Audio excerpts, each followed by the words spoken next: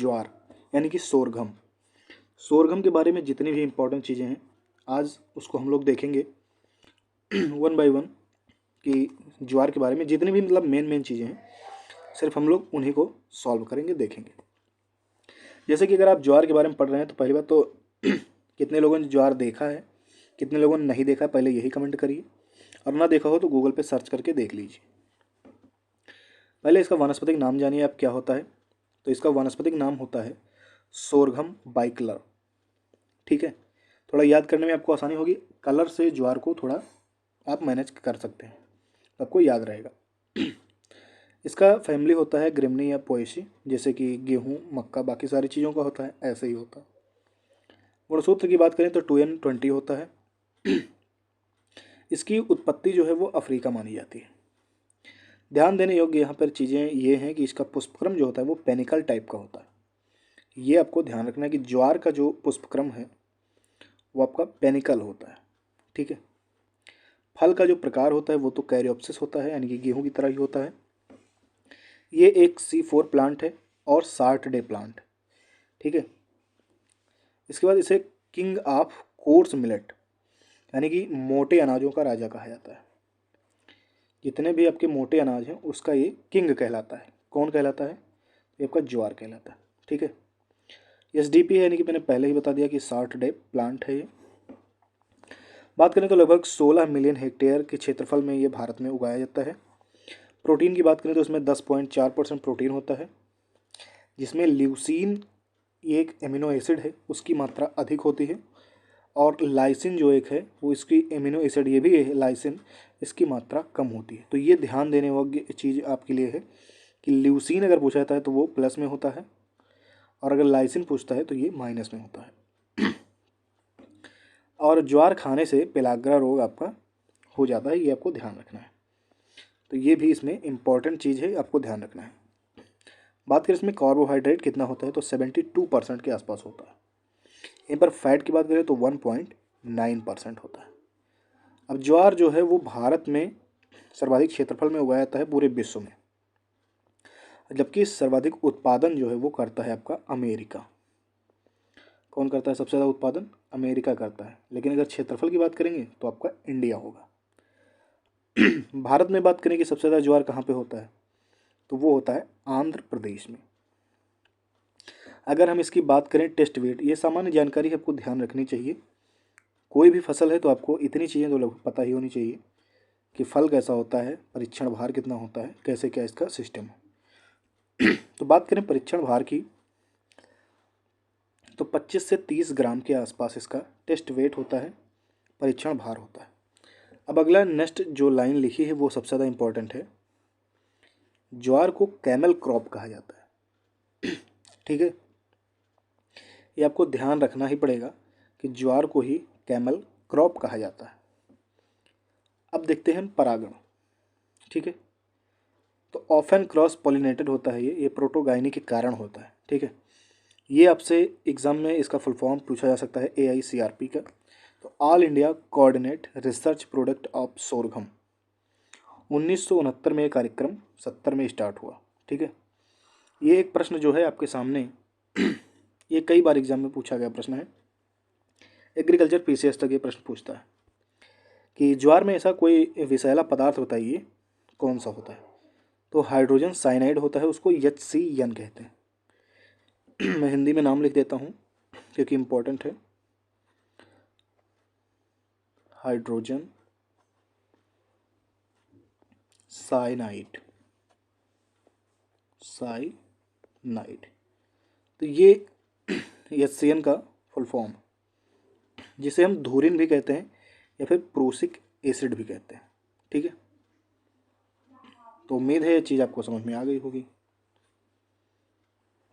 ठीक, नेक्स्ट आपका है कि ज्वार के पौधे की पत्तियों में छोटी अवस्था में एक ग्लूकोसाइड या धुरीन पाया जाता है जिससे हाइड्रोसाइनिक एसिड अम्ल पैदा होता है, जिससे यही HCN। ठीक है,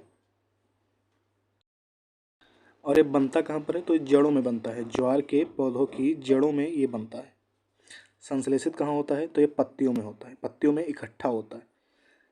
पशु खाते हैं तो इनसे दिक्कत होती है, ठीक है, क्योंकि पशु पत्तियों को ही तो खाते हैं। कहाँ पाया जाता है ये यत्सियन? तो ये आपका पत्तियों में ही पाया जाता है। धुरिन जो है वो पौधे में अत्यधिक गतिशील होता है। ऊपर वाली पत्तियां जो होती हैं उसमें ये यत्सियन सबसे ज़्यादा होता है। इसकी विषाक्तता का असर देखिए 200 ppm के आसपास होता है। ज्वार की जो प्रारंभिक अवस्था में इसमें जल का पर्याप्त मात्रा में उपलब्ध न होना, इसका कारण है कि यत्सियन ज़्यादा बनेगा। अगर 200 ppm प्रोसिक अम्ल है तो ये एक बछड़े को मार सकता है, और यदि 500 ppm है तो ये एक गाय को भी मार सकता है, ठीक है। 0.5 ग्राम एचसीएन पशुओं के लिए हानिकारक होता है, ये आपसे फैक्ट है, पूछा जा सकता है। इसका उपचार हम कैसे करेंगे? तो NaNO3 या फिर थायोसल्फेट। NaNO3 का नाम है सोडियम नाइट्रेट। ज्वार व अलसी एक अतिपोषी पादप है और लगभग क्षेत्रों में, चाहे राजस्थान ही नहीं, उत्तर प्रदेश हो चाहे जो हो, डोल पर्पज़ के लिए इसको हम लोग उगाते हैं, चारे के लिए भी और दाने के लिए। और अगला जो लाइन है वो आपके लिए सबसे ज़्यादा इम्पोर्टेंट है, क्यों है मैं बताता हूँ। थिनिंग जो है ज्वार में क्रिया होती है, पहले आपको यही ध्यान रखना है। और ये 12 से 17 सेंटीमीटर ऊंचाई पर ज्वार के पौधों में थिनिंग की क्रिया होती है, ये आपको ध्यान रखना है क्योंकि ये आपसे एग्जाम में पूछेगा। बात करते हैं वैरायटीज़ की। तो इसमें देखिए पहली संकर किस्म अगर कोई बनी थी तो CSH1 बनी थी। कब बनी थी? 1964 में। बाकी और भी कुछ इम्पोर्टेंट किस्में हैं वो आपको ध्यान रखनी है, लेकिन जो इम्पोर्टेंट है मैं सिर्फ वही बताऊंगा। अब देखिए सिंगल कट में हरियाणा चरी है, राजस्थान चरी है, पूसा चरी है, पंत चरी है, ठीक है। यहाँ देखिए हेड मोल्ड रोग और माइटिस प्रतिरोधी किस्म अगर आपकी कोई है तो CSH9 है, ये आपसे एग्जाम में पूछा जा सकता प्रश्न है। एंथ्रेक्नोज, पत्ती झुलसा, भूरी पत्ती धब्बा व अंगमारी रोगों के प्रति अगर कोई किस्म है तो CSV17 है। बात करें इसमें जलवायु कैसी चाहिए इसकी खेती के लिए, तो गर्म और नम जलवायु चाहिए। अंकुरण के लिए जो है 20 डिग्री सेंटीग्रेड तापमान होना चाहिए, और तापमान औसत होना चाहिए 15 से 40 के बीच में, और वृद्धि के लिए भी वही तापमान है। सोविंग टाइम जो होता है यानी कि बुआई का जो समय होता है ज्वार के, पहली बात तो एक खरीफ की फसल है, जून जुलाई में इसकी बुआई होगी, और यदि रबी में इसको बोते हैं तो सितंबर से मिड अक्टूबर के बीच में इसकी हम बुआई करते हैं। बीज दर जो है, सीड रेट कितना होता है, तो यदि आप दाने के लिए उगा रहे हैं तो 8 से 12 किलोग्राम पर हेक्टेयर, चारे के लिए उगा रहे हैं तो 35 से 40 किलोग्राम पर हेक्टेयर। प्लांट की स्पेसिंग देखें तो 45/12 या 45/15 जो होता है इसकी होती है। और पौधों की संख्या की बात करें तो 1.5 लाख से 1,75,000 तक पौधे होते हैं। ठंडी में देखो ज्वार 2 जगह पे सबसे ज़्यादा उगाया जाता है, ये आपको ध्यान रखना है, महाराष्ट्र में और बिहार में, ठीक है। अब हम बात करेंगे पेड़ी की, क्योंकि ये ज्वार ऐसी फसल है जो कई बार कटाई आपको देती है। तो रेटूनिंग यानी कि पेड़ी जो है रेटून, जब प्रथम वर्ष की फसल की कटाई के पश्चात खेत में बचे हुए फसल के अवशेष से ही अगली फसल को बीज के रूप में उगने के लिए छोड़ दिया जाता है। मैं आपको एक चित्र के माध्यम से दिखाता हूँ कि फिर होता क्या है इसमें, ठीक है। रेटून आप समझ में आ जाएगा। ये समझ लीजिए एक ज्वार का पेड़, ठीक है, ये ज्वार का पेड़ है, ठीक है, ये ज्वार का एक पेड़ हुआ। आप लोग खेत में गए, इसको यहाँ से कट करके आप ले आए, इसको आपने गाय को खिला दिया, ठीक है, इसको आपको गाय को जो है आपने खिला दिया। अब आपका बचा इतना ही पेड़, नीचे की जड़ और थोड़ा सा तना बचता है। यहाँ तना से ये फिर निकलना स्टार्ट कर देगा ऐसे, ठीक है, और ये फिर एक पादप बन जाएगा ज्वार का ही, तो इसी को रेटून कहते हैं, और ये आपका भाग पेड़ी कहलाता है, ठीक है। उम्मीद है ये चीज़ आपको समझ में आ गई होगी। तो ऐसे 3 फसलें हैं जिसमें क्या आता है, उदाहरण है आपका गन्ना में सबसे ज़्यादा होता है, ज्वार और बैगन में भी किया जाता है। बात करें कि यहाँ पे बायो फर्टिलाइज़र को यूज़ कर सकते हैं तो बिल्कुल एजेटोबैक्टर और एजोस्पाइरिलम जो है वो सहजीवी है, इसके साथ कर सकते हैं। जलमांग की बात करें तो 400 मिलीमीटर इसको जलमांग इसकी है। सिंचाई करें अगर हम ज्वार की माने तो मोस्ट क्रिटिकल स्टेज जो होती है वो आपकी होती है फूल आते समय। दूसरे नंबर पर रहेगी सिट्टे निकलते समय, यानी कि पोस्ट फ्लावरिंग स्टेज जो रहती है वो। फ्लैग लीफ स्टेज यानी कि झंडा या ध्वज पत्ती अवस्था। एफपीआई का फुल फॉर्म आपसे कई बार पूछा गया प्रश्न है ये। तो फ्लावर प्रिमोर्डियल इंटिएशन यानी कि पुष्प कलिका निकलते समय। कई सारे स्टेज हैं, फ्लावरिंग है, फिर ग्रेन फिलिंग है, तो ये सब आपकी सिंचाई की क्रांतिक अवस्थाएं हैं। वीड मैनेजमेंट की अगर हम बात करें तो प्रमुख शाकनाशी इसका एट्राजीन है, 1 किलोग्राम पर हेक्टेयर से यूज कर सकते हैं। स्ट्राइगा है यानी कि पार्शियल रूट पैरासाइट है, अर्धजड़ परजीवी है, इसे सुसाइडल जर्मिनेशन भी कहते हैं और विच वीड भी कहते हैं। मुख्यतः ये मतलब यूज करते हैं हम लोग ज्वार में, मक्का में, गन्ना में और सूरजमुखी में। नियंत्रण जो है वो चौड़ी पत्ती टुफोड़ी से हम लोग करेंगे। अगर बात करें स्ट्राइगा प्रतिरोधी किस्म कोई है तो जी बिल्कुल BC9 है। अब हम बात करेंगे इसकी कटाई की। तो black circle develop on grain, दाने पर यदि काला घेरा बन जा रहा है उसको आप काट सकते हैं। ठीक है, दाने पर जैसे ही काला घेरा बन जाए तो आप कटाई के लिए समझ लीजिए फसल आपकी तैयार है, और 90 से 100 दिन पर लगभग इसकी कटाई की जाती है। जब कटाई रहती है तो इसकी नमी जो है 25 सेंटीमीटर से आपकी कम होनी चाहिए।